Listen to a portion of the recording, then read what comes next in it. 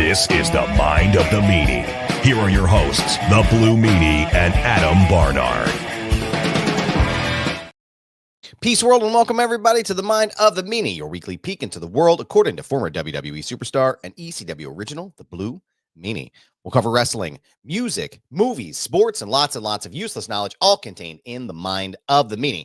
I'm your tour guide, Adam Barnard, and he is the Blue Meanie. Meanie! Yes, sir. What's on your mind? Oh, man.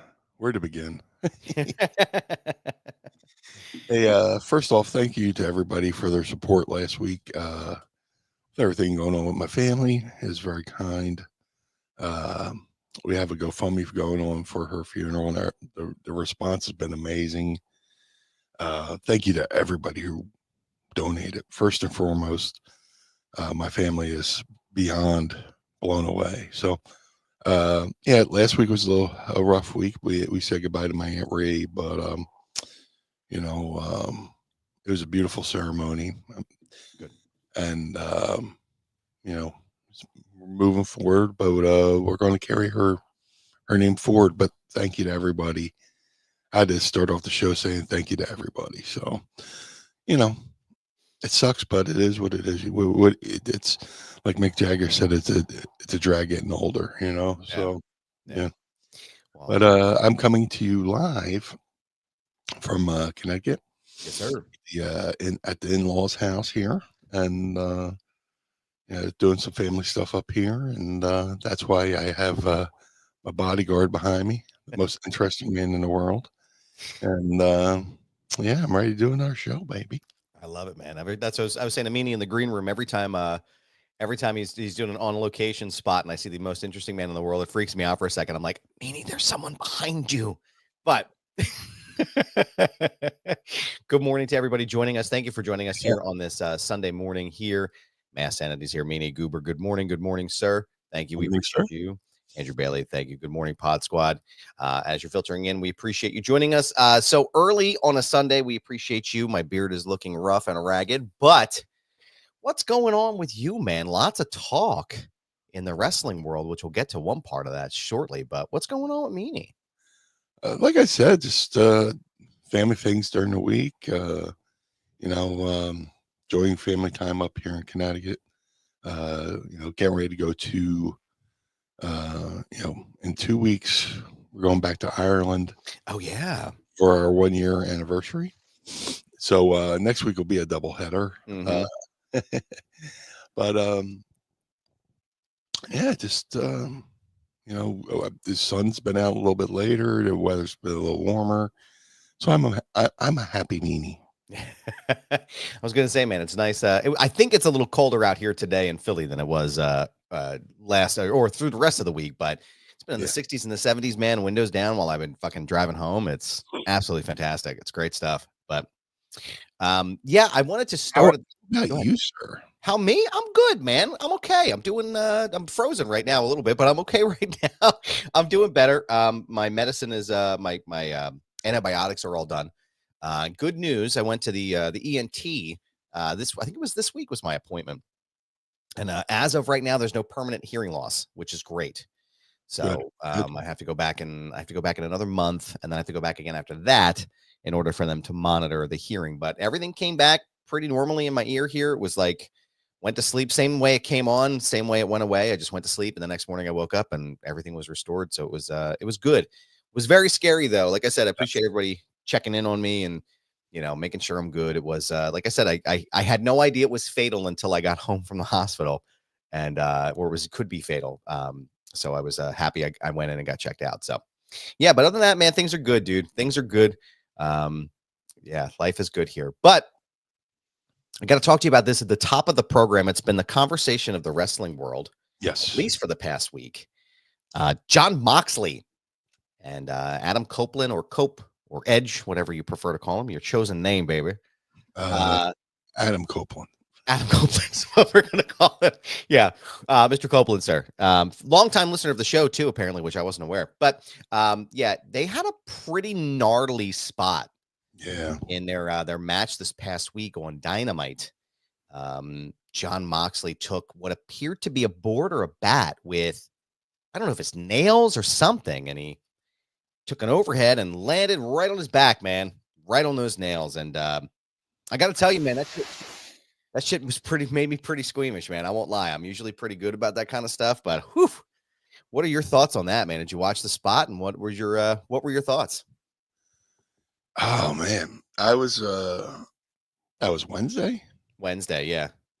So I'm watching, and it's just you watch I'm a big fan of Adam, big fan of Moxley. Both smart guys, both talented, but I don't like when I know somebody's, there's two smart guys I know, or two guys I know are smart, do something that's not that smart. It's just, when I see anything or I've done anything, you always go, okay, so what's the payoff? What's the purpose? What's this going to accomplish? And you've watched something like that, and you're like, all right, what was the purpose of that? What was that set to accomplish? Because it just seemed like a thing in a match, and not only was it something that really added nothing, Yeah, to the thing, but it could have had long-term effects. Imagine they hit the exact wrong way, and it just, you know, hits him in the spine, hits him in a vital body part. I mean, for what? For in to quote the legendary Eagles running back Ricky Waters, for who? For what? You know. yeah. Uh, and people go, "Oh, well, you were an ECW, right?" But things were done with for a purpose. Things had a payoff, Right. So, look at Hell in a Cell. Look at how Mick Foley and Taker had that legendary match. Mick talks about, hey, how do I that was the second ever Hell in a Cell match. Yep. Mick Foley's like, how do I live up to the first one with Taker and Shawn, And Terry Funk goes, well, why don't you start the match off on top of the gauge? And I love your Terry Funk impression. I'm sorry. oh, Meanie, you son of a bitch, you blue bastard. I'm gonna isolate that. Put it on the board. Yeah, that might be the episode, you blue bastard. Yeah, that's it, man. That's the one. Oh my god. But yeah, and they start the match on top of the cage, and we all know how it starts with Foley, taking a dive off the cage. You go, okay, what was the purpose of that? What was the payoff? The payoff was to build the aura of the match. Mm-hmm. It's the second ever Hell in a Cell. So Mick sacrificed himself. I mean, one false move, he could have went over the guardrail, Yeah. fell on the guardrail. Thankfully, he landed on the table. But the whole thing was to that spot set up the lore of Hell in a Cell. So there was a payoff to it. People talk about that match forever. Will people be talking about this spot forever? Highly doubtful. And the fact that they did the spot and they spent most of the time trying to get it out, and then Edge has to just kind of lay around while they try to get it out, and and then what was the purpose of that? Because Moxley still won the match. Right. Right. I'm not shitting on anybody. No. It's like, why would you do that?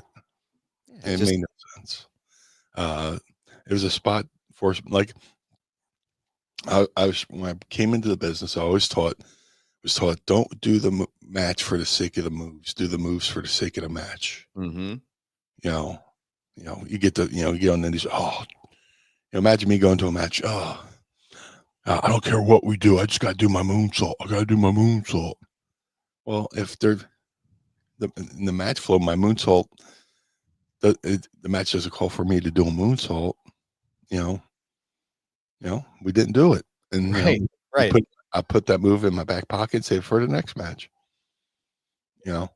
If that bat thing didn't happen, it wouldn't have hurt the flow of the match. Yeah. So yeah, not a fan. Not a fan of it. Fan of the people Of course. match, but not a fan of what they did. I mean, I love Adam too, man. But he's been in AEW. He's broken his leg going off the top of a cage, and now Moxley's, yeah.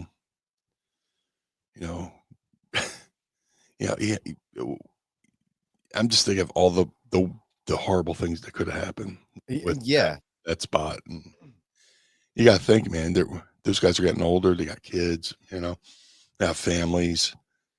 Just be smart, It was one thing to watch that stuff when it first came out. You watch the King of the Deathmatch tournaments, and you're like, oh man, this is brutal. But after a while, you kind of get desensitized to it, and that's the shame of it. People people will get desensitized to it, but think if you're an advertiser, right? Yeah, and you're an advertiser watching that, and your product's the next commercial. People are like, "Do I really want my product associated with that?" Yeah. Or imagine you're watching a show at home with the kids, and now you have to explain that to the kids. Just there's so many things you just got to think about. And plus they're doing it on free TV, not even on pay-per-view. Well, right. There's it's multi-layered here. Yeah. Yeah. Save that for pay-per-view. When he did was it Moxley and Omega had the bed of barbed wire or whatever it was? I think so, yeah. And there's a suplex off the side of the ramp onto the bed of barbed wire. That might have been. I think I know it's definitely Kenny. It might have been Omega. Yeah, I think so. Here I am talking about it, but it's just like, it's something you say for pay-per-view, but it's got to mean something, and it's got to be worth the risk. And I didn't see that spot being worth anything. So, and that's me, not me going, well, bitter old guy here, yelling at the wrestling clouds. But it is what it is, That's just how I feel. Yep. We were watching that. I was at McCusker's while it was on. I'm watching, and I just go, oh, they did that, and turn around and just sip my beer. Right. Like, oh, that was something. That was some shit. That was a thing, Yep. But it is what it is. What are you gonna do, man? What are you gonna do? I just and I'm glad you brought the ECW thing up, because it's like, I love when I hear that stuff from people. They're like, oh, well, what about ECW? What about this? It's like, I don't ever recall watching something on ECW, like you said, watching something on ECW and not being like, okay, that makes sense inside of what they're doing there. It wasn't gratuity for the sake of gratuity. It was violence for the sake of advancing the match or the storyline, right? Yes. And that was the entire point. So, I don't know, man. It was the same thing. Like, that was my first thought, was like, oh, fuck, that's in his spine.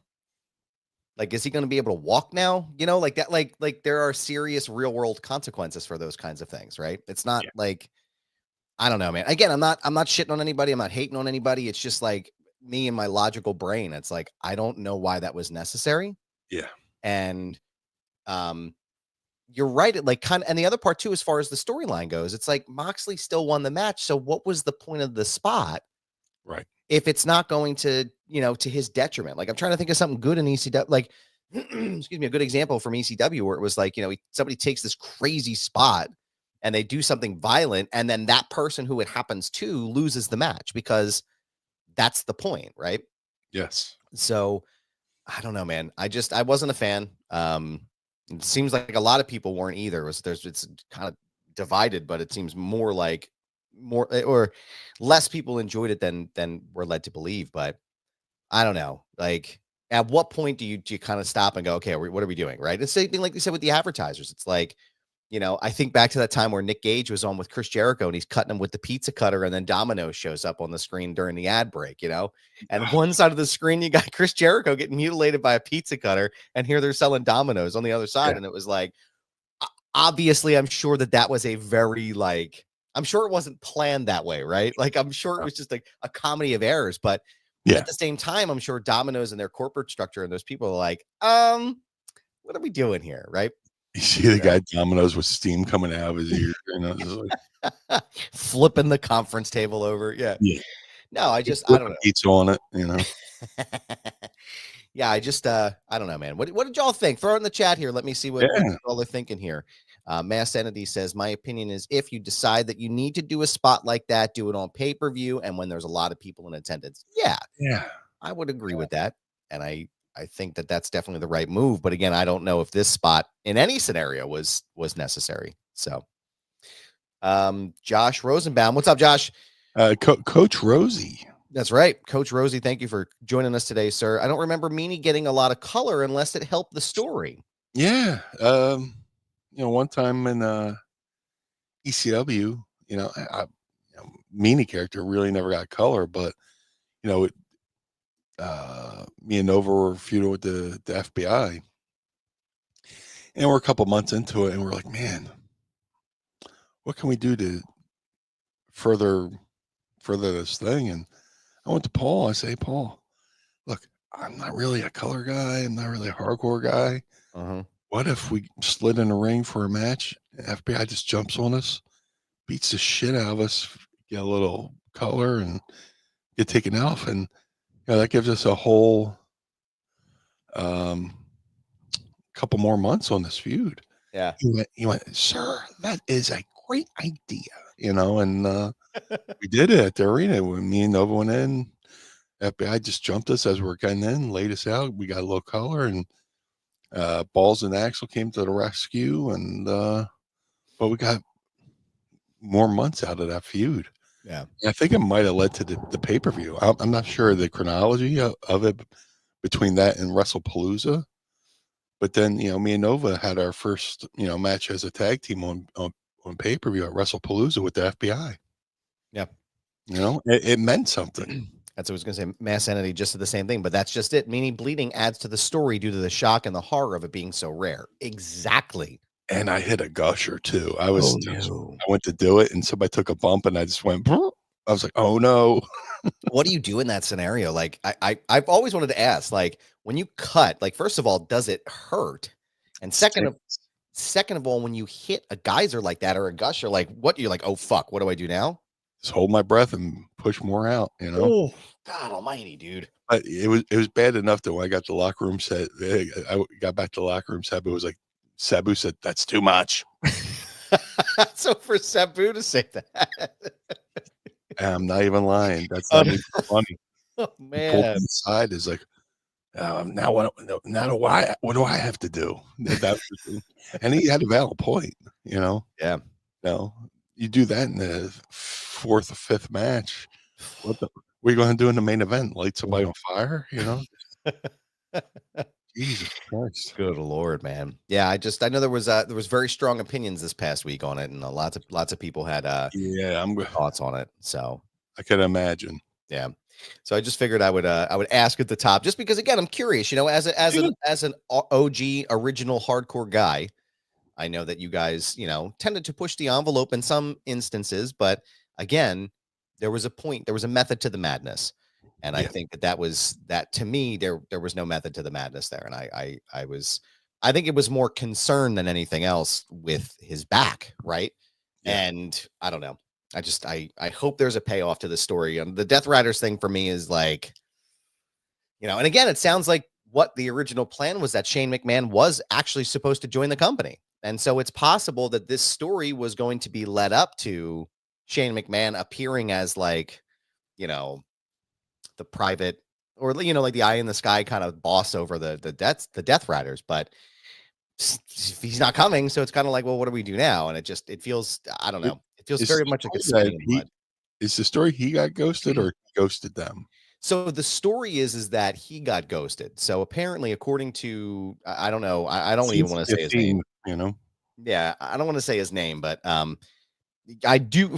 I can't believe I'm saying this. I do trust him on AEW stuff because he seems to get the right information from that company. But Yeah, um, Baghdad Bob Meltzer.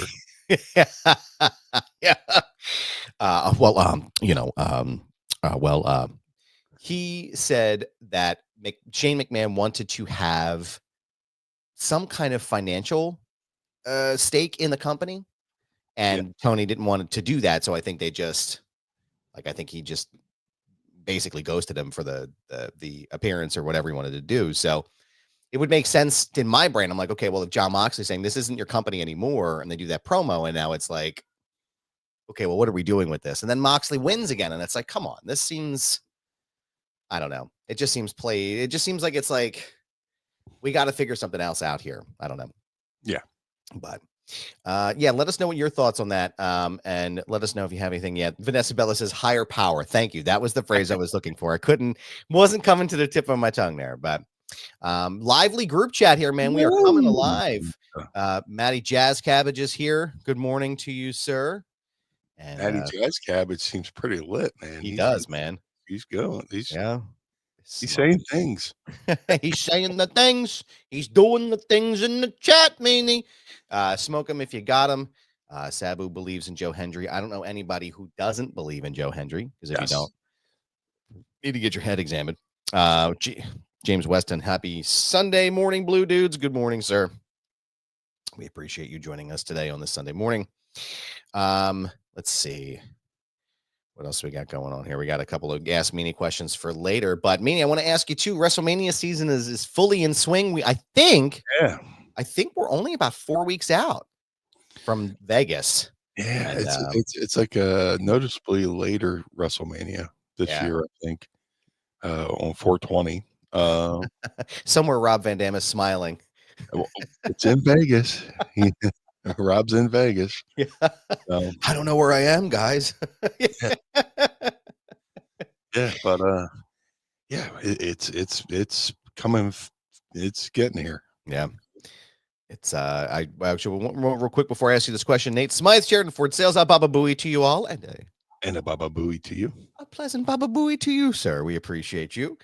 The build for WrestleMania, I know, has been kind of, again, back and forth with people, but they just announced officially that Roman Reigns, CM Punk, and Seth Rollins are going to be in a triple threat match during WrestleMania weekend. And I want to know your thoughts. It's a two-part question. First, what do you think about the match and the build towards it? And do you think it should, because there's some conversation, do you think it should main event night one? What, the triple threat? Yeah. I mean, it would be good for Punk because Punk's never main evented, Yeah. And, Roman, I mean, he's been the big dog there the whole time. It's weird that, we're going to have a Mania where Roman's not in a title match situation. Yeah. But I like the build for it. I do. That's what I keep messing up my towns on the European tour.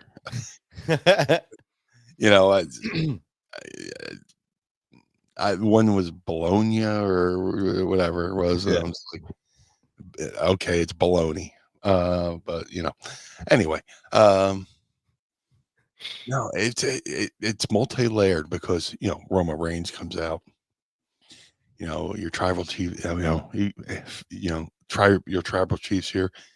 I'm going to be out here for at least 15 minutes if anybody wants to confront me. And pretty funny. Seth Rollins comes out, and then they have their thing. We came into this together. It turns out, no matter what we do, we'll always be our fates will always be intertwined. And then cue CM Punk's music, and if once Punk, go back and watch when Punk's music hits, the look on Heyman's face is like, oh no, Yeah. Ooh, so Punk comes out, says my fist isn't just taped, to hold a microphone, um, and then he makes the whole favor thing with Paul Heyman. Yeah. He's like, don't forget, Paul, you still owe me a favor. And Paul's like looking, and Roman gives him kind of a look. He goes, "Not now, but I want to thank you for serving up the tribal chief to me on a silver platter, and mayhem ensues." Yeah. And the thing I like about this, bro, it looked real. Yeah. Most shoots aren't pretty. You know, yeah, it's just it looked like a couple guys really going at it, and it ends with everybody. Forget a contract signing. Just point to the sign. Just point Yeah. to the sign. That makes it official. But excuse me. Ooh, that was a nasty sniffle there. Carl can snip it out for us. Yeah, yeah, but yeah. So it looks like that's going to be the three-way. I don't know if it's gonna main event, but I like the way Mania is shaping up. Back in the day, you would almost know the whole card for WrestleMania Yeah. weeks out, and or maybe what today's the 23rd. Yeah. So little less than a month Yeah. away. And there's still some stuff that hasn't been, put out there. So I like that there's a purpose, behind doing things. And, just the fact that we're just finding out this match is going to happen a month away. Yeah. Helps to the build to Mania. But should it? I don't see why not, because Roman's been the headline guy for the last 4 years. Yeah. CM Punk's never main evented a Mania. Seth Rollins, former champion, so there could be a big if that match is the main event of, like, say, night one. There has to be some kind of big reveal in there somehow. Yeah. It may be the favor that Heyman owes Punk comes out in the wash of the finish or whatever that night. So that would be the reason for why I say yes, it should. If they have some big plan for the end of that match, I would say for the main event. Yeah. Because, like Sabu says, where can you go from there? Yeah. Yeah. You know. Um, but yeah, I love the bill for that. And then we finally got the Cody and Cena confrontation. Yeah, dude, did you hear that fucking crowd going crazy? Crazy for Cena. Dude, opening credits, they pan the crowd and they slowly wait until the camera makes it all the way over to the entranceway, cue the music, and just that boo. Man. That was a meaty boo that came Mhm. out. That was a Eagles Cowboys boo. Yes, it Right was. there. That's an Yep.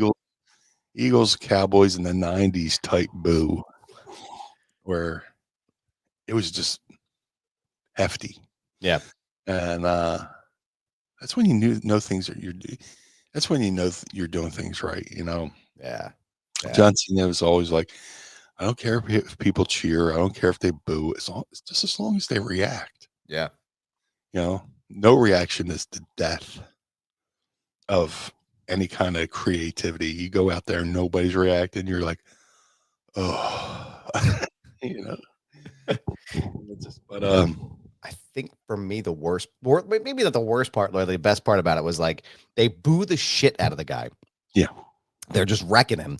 And then all of a sudden, like, you hear the crowd, like, because they're doing their chants and stuff, because they're in Brussels, right? So it's like all the football fans and stuff, they're doing all this stuff. And like I said, I had no idea. Like, they've been overseas, and every show's been in a different town overseas. yeah. Just give me a map. Just give me And they start chanting John Cena sucks during the song. Oh, it's And beautiful. it was relentless. And it was just like, I couldn't think of a better place for them to have done this. First Cena heel promo instead of or rather in an international market. Because this domestic side is not going to be great all the time. Fans and crowds aren't great here all the time, They could be, but they're fickle. But you go to an international crowd, a crowd that hasn't seen WWE live on a television program in 15 years. brother. I Man, love the international crowd, wreck. and that's not a slight on America. It's something you're not used to seeing, so I like seeing it. Yeah. There's a lot of comments in here too. Let's go back to see Mass Sanity says Gunther and Jay or one of the women's matches should main event night one. I'm in the Gunther Jay camp. I feel like I'm not against it. Like I said, have the one world title, the next one, the WWE championship, and then have the world title, the next one, close out the show. Yeah. I think for me, it's like, and we've talked about this before. For me, when it comes to this kind of stuff, it's the story, right? That's why the Usos and Kevin and Sammy main evented night one 3 years ago, right? It's the story. It's compelling. What are you going to tell? And I think for me right now, the build up, Gunther and Jay is the best story so far. Did you see that footage of Gunther chopping CM Punk? Oh man. Punk. I know that cell. I know that cell where something hurts so much. All you can do is just laugh. Is that so do you think he really was like, oh fuck, this hurts bad? I don't, it wasn't TV. So yeah.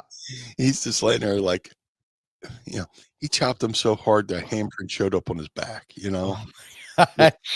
Yeah, there he is. His eyes are like, he's tapping the mat. Like, what the fuck? Did you ever see imagine tapping out on the chop. Listen to this. Listen. Watch his face. Brother, I know that cell. Oh my god. There's been times I've wanted to tap out in the lockup, Like, brother, that's it. I'm over. Yep, I'm over. Yep. Brother, this lockup's a little bit too tight. I'm afraid what the rest of the match is going to look like. Ooh, wee. Good. That's when you're doing the local indie show and the son promoter, you're working the promoter's son. You go to lock up. He goes, I wrestle about 3 times a year. And you're like, oh, jeez. Oh, joy.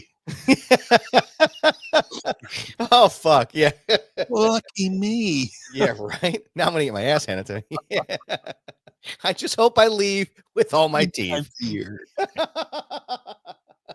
Please just let me leave here with all my teeth. That's all I ask. Yeah. Holy shit. He tells me everything he wants to do and asks me what I want to do. I go, not get hurt. Should we have talked about this maybe before the match started? I think maybe we should have had this conversation. Maybe complete your training. Yeah, God damn. Oh, yeah. You lock up, and you just want to tap at the lockup. Oh God, dude, man, that was a fucking hell of a smack, dude. Holy shit, brother. Mass Entity says that poor kid in Brussels is now a meme. Yeah, dude. Yeah, or was it Brussels or Belgium? Yeah, I think it was Belgium or Brussels. I can't remember. See? You're with fucking know. I'm with we're Philly guys. Here's what we're gonna do. We're gonna get a map here. I'm gonna put the green screen up. We're gonna get a map, and we're just gonna point in a general direction, like a weatherman. That was Brussels. It was wearing the Brussels shirt, and that kid got posterized or memeized or whatever that was. And the best was like, you know what would have got a huge pop? That kid just gave him the finger. Like what? But that kid's going to go right up there with SummerSlam '93 kid and Ms. Girl. Just like, he's gonna be that kid's gonna be Ms. Girl for sure. It's all I thought about was the 50 Cent meme where he was like, "What is he saying? Fuck me for?" Yeah, Brussels boy. That is hilarious. Let's see what else we have here. We got a lot of good questions for as Meanie. Yep. Let's go Meanie, or let's go Cena. Cena sucks. Yeah, that was. I mean, it was a back and forth. It was a protracted back and forth. On that chant, I love how he turned it around on them. Yeah. You people saying, "Let's go Cena." you're just as guilty because in some ways you're purposely doing that so people could say Cena sucks. Yeah. You know, it's saying it's how hollow that rings out. Brilliant promo. People are like, his greatest. I saw people say, is that the greatest promo of all time? I was like, well, I don't know if all time. It is for right now. Because everything new. People go, oh, is that the greatest of all time? And it's like, well, just let it marinate.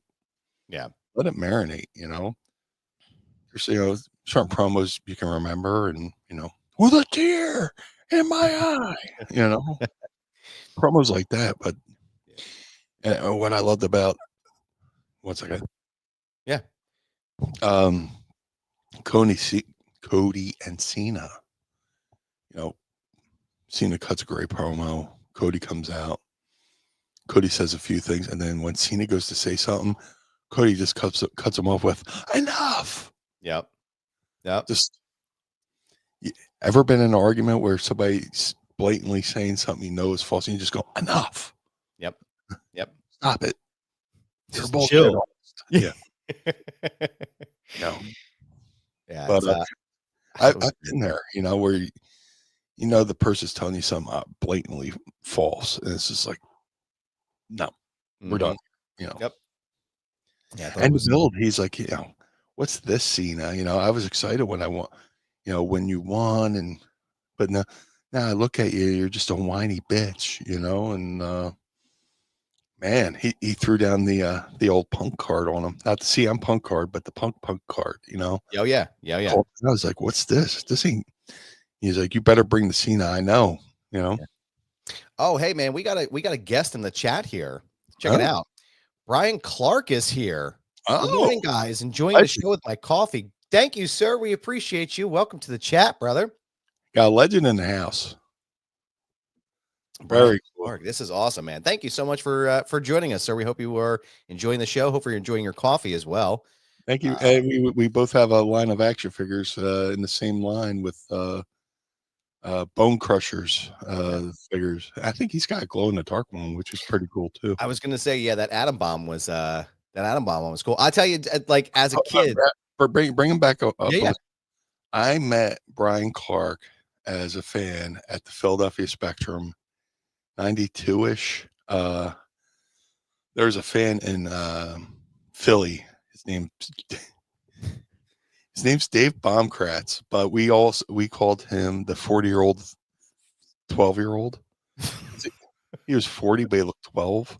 And I was at the show. I was at the Spectrum, saw him. We were hanging out, and Dave Hebner saw him. He was like, "Oh, hey," and gave him 2 tickets, and we went into the luxury box. So we're just sitting there, and the guys are just hanging out. X-Pac's in there, Raven was in there as Johnny Polo.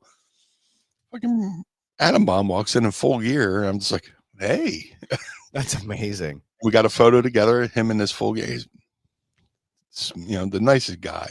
Yeah. Well, Brian Clark and Brian Brian Adams. Yeah. 2 of the nicest guys you ever want to meet. Man. I was going to say, I was a fan of Atom Bomb as a kid. I remember when they debuted him in WWE, and that was just loved the character. And then, of course, I loved Chronic. It was perfect for WWE. Oh, yeah. Yeah. And he look at him. You can see him on the screen here. Like, he was just a monster. You know what I mean? And it was just, he was believable in that role. And, Absolutely. Chronic was also another one of my favorite WCW tag teams. And, I really enjoyed that. But thank you, sir. We appreciate you being here. Hopefully come join us anytime you'd like, sir. Please. And Mass Entity says, Brian Clark soon to appear at Pandora's Box in New Jersey. Yeah, let's make sure we plug that. All that information should be on Pandora's Box. I'll look that up during Ask Meanie, and we'll make sure we get a shout out to him there. So very cool. Thank you, sir. Appreciate you. I was thinking what I was going to say was about the promo, and then we'll get into that next segment. I just always think about the pipe bomb. Like, that's the first thing when anybody ever asks me, if you're asking me my opinion right away of like the best promo of all time, it's the pipe bomb. Like, for me, right now, the Flair promo from the Rumble is obviously up there as well. There's a significant amount of them that are fantastic, but I don't know, man, for whatever reason, the pipe bomb just sticks with me. And I'm hoping that we get a pipe bomb style promo from Punk, because I feel like, and we talked about this a little bit last week, I feel like Cena's winning this one. I feel like that's the point, right? Like Cena's probably going to win 17 at WrestleMania. And then he's going to go on and there's going to be a bunch of different matches. Like Orton will probably be somebody that he faces. And it's that dichotomy where it's like, now he's the heel and Orton's the face. And it's like, it feels funny to even say that out loud, right? It's like, "Ugh." And then I think he's going to face Punk. And I think that's where you're really going to see the dynamic change because, again, it's that differential, right? That'll be the build-up for SummerSlam. I was just going to say that. And I think that's where you get your main event at SummerSlam with CM Punk. When you think about it, SummerSlam's the WrestleMania of the summer, summer, it's, it's big. SummerSlam's big enough. They moved it to stadiums and they're moving that to 2 nights. I was just going to say. So I think that's really, that's what we're saying, Meanie. I'm just saying it's like we know the business or something. It's like we have an idea. I don't know. Something. I don't know what it is though. But no, I think that's what's going to happen. I feel like that, and it should happen too. I'm hoping that, me, my brain, right? I what would make sense if they're going to do the redemption arc, post SummerSlam, Punk should win the title, and then allow Cena to go off and redeem himself. But yeah, this whole thing is going to be absolutely fantastic. Brian Clark says, 4 new figures dropping this year. Hope to see you guys at Mania, WrestleCon. I will definitely be there in Vegas. I'll be sure to stop by and see you over at WrestleCon. I'm sorry, I didn't mean to cut you. I keep jumping all over. I'm not going to be at this WrestleCon, but I'm making it a point to go to the one in New Orleans. Even if I have to fly myself. I haven't been to New Orleans in a while. Mrs. Meanie's never been there. So that's going to be on the bucket list for that. I got a convention coming up at the end of April in Indianapolis, Indiana. Hopefully he's on that one. But I got some good things in the work coming up too. So I'm actually heading to New Orleans for the first time this year in October. Courtney and I are going for a wedding down there. So I'll have to get your thoughts on some good places to go down there. But brother, I went to New Orleans for ECW. Oh, and we were there for Halloween, and they had a Halloween parade, and we had a float in the parade for ECW. Wow. And we're all on the flatbread. I say flatbread. Sorry, folks, I'm fat. It's never the wrong time for a fucking flatbread. That's what I'm saying. Yo, cuz. Yo, cuz. We're on the flatbed truck, and it's all of us, and like Ulf Herman is scaring women into showing their boobs. Show me your tits, in this heavy German accent. And Mikey Whipwreck's on top of the truck, on the top of the cab, and the guy made a sudden stop. Oh no! And he goes forward, and his ass goes through the windshield. Oh my god! The truck, and those were fun times. That is unbelievable. I went to Bourbon Street in gimmick, and nobody batted an eyelash. Yeah, they're like, oh, good costume. I was like, oh, thanks. And then after the pay-per-view, we went back to Bourbon Street, and we went straight from Bourbon Street to the airport, which was a mistake because the airline I went down there on was on strike. They went on strike as I was down there, so they had to convert me over to a different airline. And I don't know why they do this, but if you're flying to New Orleans, they fly past New Orleans to Houston, and then an hour backwards to New Orleans. It's like, can you just give me a parachute? I'll just, So, I'm drunk. I'm in the airport. My flight's been I'm on a new airline. I have a 5-hour layover in Houston, and I don't want to go to sleep because I'm afraid if I fall asleep, I'll miss my connection. And then, by the time when I got home, I laid in bed and went to a coma. But that's my New Orleans story. But I love it. That's the side road I took on that one. I am. I've never, like I said, I've never been. I'm very much looking forward to going down there. I know, like I said, I think the wedding is Saturday, but Courtney and I will be there for 2 days before. So very, very excited. But yeah, Mr. Clark, I will definitely swing by and see you at WrestleCon Absolutely. for WrestleMania. But Meanie, Yes, dear. I had a quick question for you. If you have, like, I don't know, like a second or two, maybe for me to ask. What would that be? Are you ready to ask Meanie? I would love to. It's time to ask me anything. Ask me something. Don't forget to drop us your questions using the hashtag AskMeanie, and you may hear them on the show. This is a drizzling shit. I can't remember what regular air smells like. And we appreciate all of your questions. The Blue Meanie. That needs to be tightened up a little bit. But. I'm going to get that up here on the board. Make sure you ask your questions. You got a couple on the old Twitter. I'm going to ask those first, and then we'll jump into your questions here in the chat. Cat Born says, "Hey, Meanie, what's your dream thing for them to pull out? Oh my, of the WWE vault that you know is out there somewhere?" Ooh, well, the one I had always been looking for was the last Battle of Atlanta, and they did that. My goodness. Oh, the first people mistake the first ever Hogan Flair match for being on a house show in San Francisco, but in reality, the first ever Hogan Flair match was on a dark match in Dayton, Ohio at the Hare Arena. So somewhere in the vaults there has to be that match. Other than that, you know what? There's also a show from the Omni in Atlanta that was there was a show. It was on HBO.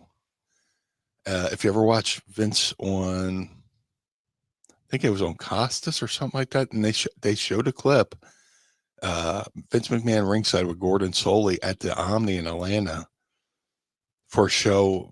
And if that's in the vaults, I'd love to see that show.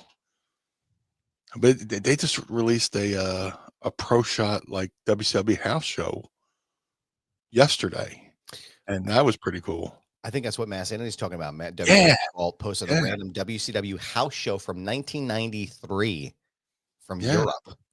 Crazy. That'd be great. Yeah, well, that was great. I watched some of it. I didn't get a chance to watch all of it, but yeah, they're killing it with that vault stuff. It's smart too. If you got it, put it out, and you can monetize it on YouTube, and that, and the fact that they're doing this vault stuff now is kind of makes you wonder what they're going to be doing with Peacock in the future. Yeah. They had the WWF vault. Now they have the WCW vault. You said last week there's a rumor that it might be an ECW vault. Yeah. So yeah, the channel exists. It's already there. I think they're just like kind of phasing it out, right? I wonder again, because ECW can be, as you know, was its own entity. So I'm sure that a lot of the work that they have to do in order to post that stuff with the music or anything else, like it's. I'm sure that's already been done over the years. Oh, that's true. Yeah, I guess you're right. I've had a lot of those shows on the network. That's the thing that sucks. But people will watch they'll watch ECW on the network and go, oh, what's the hype about? I was like, well, yeah, they kind of have to edit a lot of stuff out. To sanitize it. But thank God for the people who take that pristine footage and put the original audio over it and put it in certain places where people can find it. So places we won't mention, but takes a quick Google search and you can find it. I'll say this. There's like I'm a huge, speaking of vaults, huge Van Halen fan, right? Of course. And within the month, there's somebody put up this channel and put up all this rare fucking Van Halen stuff, like never seen before. And I'm like, holy shit. Now, maybe 6 months ago, somebody put up a Van Halen show nobody's ever seen from Monsters of Rock in Donington in England. So I sent it to all my Van Halen friends, right? And without saying names, I sent it to one Van Halen friend who goes, "Oh yeah, that's being taken down." I'm like, "What are you talking about?" He's like, "Oh yeah, I own part of that footage." I'm like, "What?" So I'm just Oh like, man. yeah, me and a couple guys own a bunch of rare Van Halen stuff, and sure as shit it got taken down. So needless to say, I don't share anything with that person anymore. So I bought the Bullet and bought some software where you can record that from the internet, and I have all those rare Van Halens. But if you look for it, it's there, and it's pristine condition. You see Eddie Van Halen in 1978, and the guy's just zooming in on his fingers, and it's like somebody bought me a time machine. That's Just crazy. yeah, to see Eddie in '78, just as I wear his shirt, by the way. Man, that is yeah, I don't know if you should send him anything else there, but I would love to see Oh that. no, Yeah. he's off the list. Mass Sanity wants to know who's hit you. Speaking of CM Punk and Gunther, who's hit you with the hardest chop? Did you ever take a Bob Holly or Big Show chop? I've never taken I've gotten clubbed by Bob Holly once. Dude, Bob Holly's whipping to the ropes is pretty fucking stiff too. Yeah. I'm just kidding. I'm just kidding. I love Bob. I got to tag with Bob. Oh, that's cool. We were in a job squad, and there was a house show in Philly, and I wasn't booked for it, but I just showed up. And Pat Patterson looks at me, goes, "Oh, you're here. What are you doing here?" I was like, "Oh, I live here. I just wanted to stop by and say hi." He goes, "Oh, you have your gear." Yeah. You go, "Hey, go get your gear. You go out to the ring with Bob Holly and Scorpio and be the manager and get a house show payoff," which is, back then you wanted to be on the house shows. That's where the real money was. And so I go out there, get my gear. I get to, make my house show debut and for WWE at the Wells Fargo Center. Sick. Well then Scorpio gets released by the company, and they put me on the road full time, tagging with Bob Holly, and it was a lot of fun. The dynamic with me and him worked so good because he was the Spade to my Farley, Yeah. and there's things I would call. He's like, "I didn't think that was going to work, but when you did it, it kind of worked." Like I get up on the second rope and do like a second rope superfly splash. Yeah. And he didn't think it would look good. And when I did it and he heard the crowd reaction to it, he's like, "Oh, it was great." But yeah, we would just do spots, and we double shoot the guy into the, we wrestled the Brood. We wrestled Edge of Christian almost every night. Sick, man. Yeah. And we would shoot double shoot Christian in, and then he would shoot me in. And brother, when he shot you into the ropes, he shot you into the ropes, But that's the thing I love about Bob Holly. He was always intense. And the goal, my goal was to always try to make him laugh. Just trying to break him. Did you ever succeed at that? Mostly behind the scenes, but just it worked out. Bob was great. But the question was the hardest chop. Yeah. Oh man. I never took a chop from them. I can't even think right now. I've taken some shitty chops. The whole key they teach is, between the collarbone and the nipple, never chop on the nipple, Oof. And then you get the people who, go do the chop, and then at the last second their hand turns. I'm like, "What are you doing?" Yeah, dude, what are you karate chopping me? Yeah. Yeah. Brothers to work. Do I owe you money? What the Ow, dude. Yeah. Well, I mean, that's the thing. You spin them around, give them a receipt. Yeah. I can't think of. I wish I'll tell you one thing though. The worst chop to take is the fucking overhand chop. Oh God, yeah. Like the Ric Flair lift the chin and okay, but once somebody pushes your chin back, it does the overhand. Yeah. Andre the Giant hated you. you got the fucking overchild, which means there's just more force, and you can feel your skin sliding off. You know, just. But yeah, I can't think of it all. I can think of some shitty chops I've taken, but Oh, yeah. Sorry to disappoint. Let's see. Dwayne Anglo says, should Jim Cornette, and I think he meant to write just, or maybe should he be in? I think the question is, should Jim Cornette be inducted into the WWE Hall of Fame? Yeah, well, absolutely. You know, I mean, if you're going to do it, do the Midnight Express. You know, Yeah. I mean, he inducted the Rock and Roll Express, and I mean, when you think of Rock and Roll Express, you think of Midnight Express because of that legendary feud they had. So Yeah. Absolutely. Look, I know he's a little bit of a polarizing figure, but so what? You know, just one of the best managers of all times, one of the best promos of all times, one of the best minds of all time. You know, when you think, him as a booker, and I mean, I'm sure he had some say in some of those, legendary matches those guys had. Yeah. Absolutely.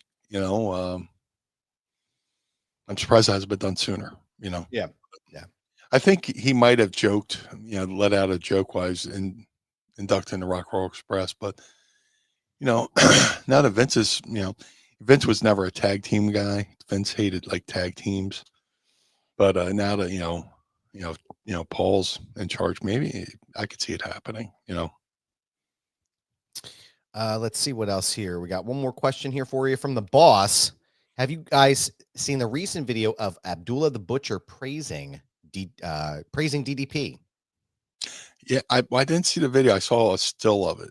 Somebody did a screenshot of it, and he's doing the diamond cutter signal. I guess he's doing DDP yoga. Yeah, which good for him, man. You see the Abbey dark side of the ring, and you see how hard things have been for him. If he could do, I'm always a fan of anybody who could do anything to better themselves. of course. But most of all, you got to want to do it first. It's. I'm sure I could benefit from some DDP yoga too. So, but I haven't seen it yet. But I'll watch the journey. Hopefully, so he's got somebody videotaping. Mm-hmm. Yeah, I think he's got somebody. I think. Well, it's a lot like Lex Luger. They're doing something that's similar to that. So hopefully he gets. Hopefully it helps. But I want to thank you, sir, for answering every question we have this week. Don't forget to drop your questions using the hashtag Ask Meanie and Meanie. It's that time of the show. Oh, yeah. It is that time, sir. Thank you for being here, and thank you for joining us on this Sunday morning, everybody. Where can everybody keep up to date with all things blue when they're not listening to the program? If you would like to follow the Blue Meanie on all forms of social media, Facebook, Twitter, Instagram, Blue Sky, at Blue Meanie BWO on all forms of social media. If you would like to support the Blue Meanie, go to prowrestlingtees.com/Blue Meanie. If you would like to support Mind of the Meanie, go to prowrestlingtees.com/Mind of the Meanie. MadCatBeardCare.com. Get the Blue Spruce Beard Oil and Balm. Shout out to my boy Josh Thornton, who's doing an amazing job over there. If you're a fellow like myself and you want to not only look good but smell good, go over there to MadCatBeardCare.com. All the proceeds go to take care of local pets in this neighborhood. So if you're a cat lover like myself, want to take care of the kitties, go to MadCatBeardCare.com. The Ultra Pro Wrestling video game coming to all major consoles, which me and Mr. Brian Clark are a part of. Coming to all consoles this year. Ultra Pro Wrestling contains not only original characters created by the amazing Hal Haney, but many real world wrestlers, including myself and many others. I'm trying not to spoil. Go to ultraprowrestling.com or follow them on Twitter at UPW Video Game. That's ultraprowrestling.com or UPW Video Game on Twitter. The figure collection's Bone Crushing Wrestler Series 1 variants of the Blue Meanie are available now All series ones can be ordered right now at shop.figurescollections.com. That's shop.figurescollections.com. Type Blue Meanie in the search bar. Get regular Blue Meanie or BWO Blue Meanie. Either way, there's no wrong choice. To have the Blue Meanie on your podcast, go to podstars.net. That's podstrz.net. Register your podcast. Book the blue guy and let's have a conversation over there at podstars.net. Cameo.com/Blue Meanie BWO for birthdays, holidays, and well wishes. Let's make somebody's day a little bit brighter over there. But most of all, book through the site, not through the app. The app takes way more of a cut. And all that money you think that's going to the talent isn't. It's going to like the app store, which is ridiculous. So go to cameo.com/Blue Meanie BWO. But most importantly, Mr. Bernard, where can we find you, good sir? Well, thank you, sir. I appreciate that. You can find me on Instagram, Twitter, and Blue Sky at This Is Goober. Yes, it's my handle. No, I'm not changing it. It's a brand pal. So you can find me there. You can also check out my show, Foundation Radio, at foundationradio.net. We're currently on a hiatus, but you can go listen to all of my previous episodes there. Don't forget to check out my stuff over at Screen Rant at screenrant.com. Have good stuff coming up very soon, and you'll get to see all my coverage at WrestleMania 41 the next couple of weeks. Don't forget to shout out to the homies for the 10th Ward Barbershop in downtown Lawrenceville on the outskirts of Pittsburgh, Pennsylvania. Go ahead and schedule an appointment today with Kane, Jordan, and the rest of the team at 10thwardbarbershop.com. ProWrestlingTees.com/Mind of the Meanie. Pick up a shirt and keep the lights on at Casa de Meanie and the Barnard Home for wayward and troubled youth. Don't forget to go to Patreon.com/Mind of the Meanie and sign up today. Tiers start at just $10, Meanie. And as you'll know, our good friend Jesse Brown, newest Pod Squad member. Yes, sir. Thank you, sir, for joining us. Just joined the Pod Squad and got his brand new Pod Squad membership card signed in blue ink by the blue guy himself. Got that today, or got that this week, rather. Awesome. So don't forget to sign up today at patreon.com/Mind of the Meanie. If you look above Meanie's head right there, youtube.com/@Mind of the Meanie. Sign up. You can see, listen, and watch all of our archive right there at that. Wow. Yeah, let me try it again. You can watch. Bozy Bop. Zizzy Bop. Bozy Bop. You can listen and watch all of our archive right there at our YouTube channel, going all the way back to the first shows Meanie and I did when I lived in Pittsburgh in 2021. That was 4 years ago, brother. That's crazy town. It's amazing. Where did times go? Honest to God. So you can check it out there. And don't forget to follow the show at all the socials underneath here. James Weston, the Wayward Youth would be a good wrestling name. Yes, it would, sir. It most certainly would. Anybody out there? You're welcome. Go ahead. And I want to thank our friends over at One True Sport as well for hosting the show and letting us go live on their channel each and every week. We appreciate you guys. Thank you for your support.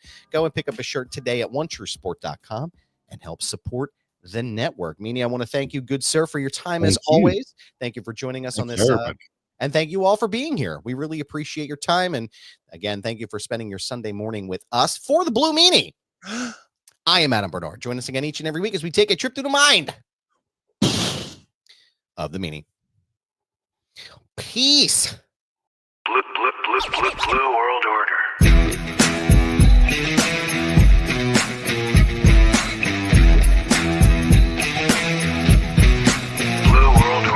This episode of Mind of the Meanie is hosted and executively produced by the Blue Meanie and Adam Barnard. It was mixed and engineered by Carl Pinnell. Additional narration is provided by the executive voice, Sam Krebs. That's me. Our intro music was performed by the Swamp Candles. Our outro music was performed by Chikara. Additional musical accompaniment is performed by Enrichment. Follow us on Instagram and Twitter, or X or whatever, at Mind of the Meanie, and become part of the Pod Squad by going to patreon.com/Mind of the Meanie. Find our entire show archive at mindofthemeanie.com. This has been a Butts Carlton media production. Butts Carlton, proprietor. Blue World Order. That was Blue Meanie's brain out.